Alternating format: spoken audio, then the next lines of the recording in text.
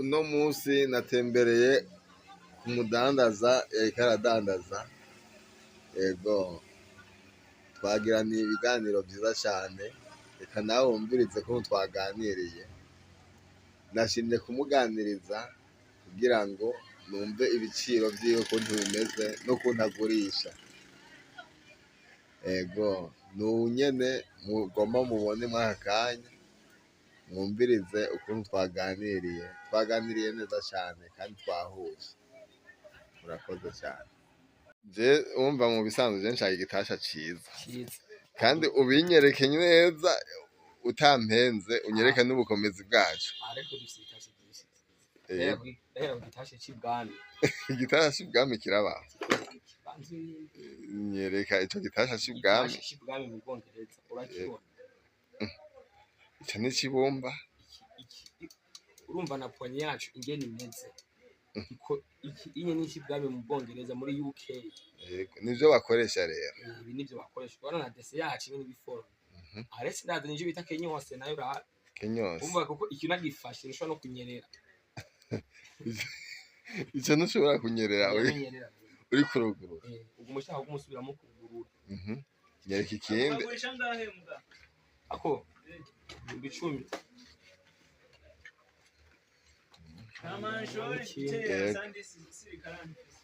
Aya. Sandisi karani. Amaki. Sandisi karani. Aya. Isi sandisi santragus.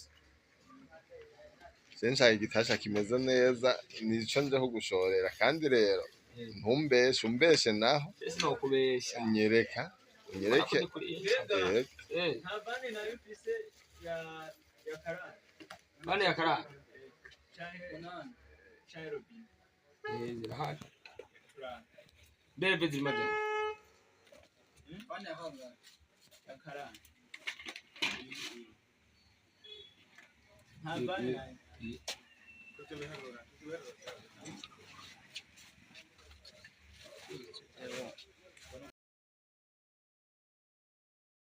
Mucenze kugaira umuhungu ariko aransomesha igitasha, ngomba ndabe ico gitasha ariko aranyereka.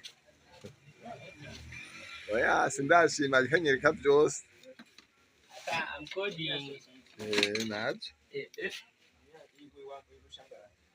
Baby, you're certainly good. This was on saying.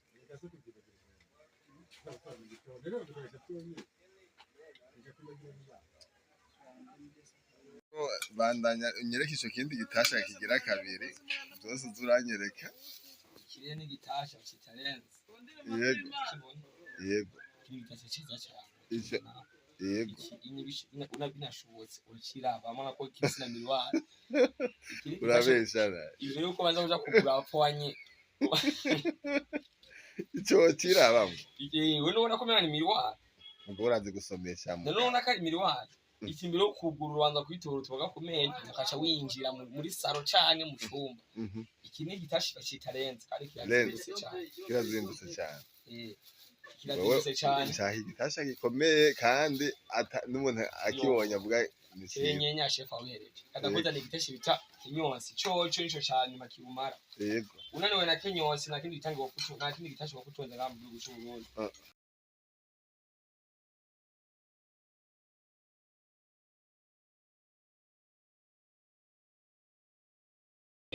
Wuguruye. Yego. Ikato yacu na gitasha nakimwe kiza muri ikato. Bakibona igitasha gisukuye. Igitasha ahantu kiba aravuga ati uwo muntu ninde? Kubera ubu ufise ico gitasha. Iki gitasha ni ciza cyane. Urabesha. Urakibona umva abana poni yacu ingene imeze. Sizazi rusanga zigororose oya nimwe udashobora. Rero ico gitasha kirakomeye cyane. Iki gitasha kirakomeye cyane.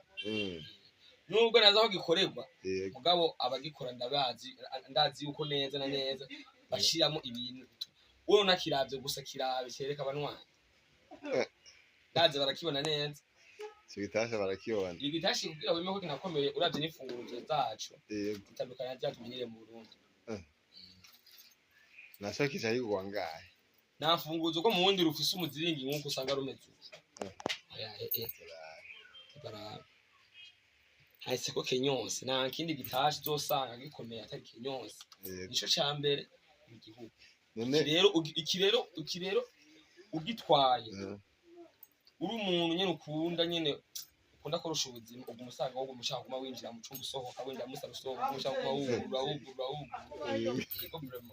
iki ni gitashe ciza cyane kandi kirazimbutse cyane ibihumbi 95 gusa 95 gusa iki gitashe wowe ukitwaye wihereje aho ntunzimvye hasi nakuzimvye kwe nawe wowe igitashe kinshira urubanza gusa ukiravye gusa ubona ndasa ukuzimvye reka nawe ndaza kubaza numvirize ayo kigura urabaza yego nimba utanzimvye urabaza ukize amafaranga uzo uyatahiye kumva nakuzimvye vraiment yego cyose bituma kibindi mu Bushinwa nubwo muri stock asigaye bikeje bituma kibindi nimba ufise hotel nugira ubwoba sawa murakoze cyane none wewe aha ni mu Gasenyi aha ni mu Gasenyi ku isoko nyene impande ya poste ufashe bisi naho zishikana abantu mu isoko nyene aho usana ku gituro c'amabisi ya Gasenyi gusa ubunye bisi zo mu Gasenyi katanga bisande mugabo ku isoko mu Gasenyi zirera nyene ucona ahantu haparitse amataxi agere ku ruhande